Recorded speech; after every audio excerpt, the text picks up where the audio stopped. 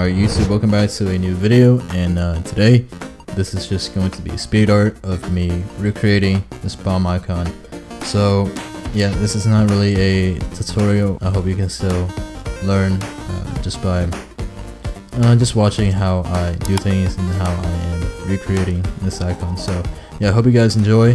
A lot more content coming out soon in the future. We have a lot of entertaining videos planned that are going to be much more fun to watch than just tutorials. So I hope you guys enjoy, and yeah, with that being said, I will see you guys later.